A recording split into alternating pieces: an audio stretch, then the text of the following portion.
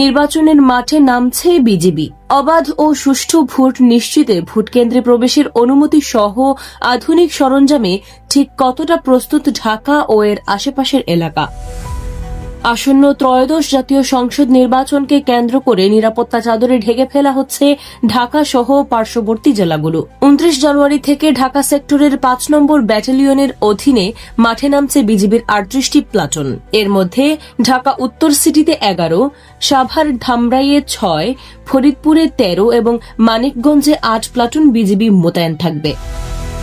শুধু সংখ্যা নয়, শক্তিতেও এবার ভিন্নতা। সহিংসতা বা জাল ভোটের আশঙ্কা দেখলেই সরাসরি কেন্দ্রে ঢুকতে পারবে বিজিবি। সাথে থাকছে K9 dog squad, red, quick response force এবং প্রয়োজনে helicopter support. Body worn camera আর নাইট ভিশন ডিভাইসে চলবে কড়া নজরদারি, যাতে কেউ নিরাপত্তার চোখ এড়াতে না পারে।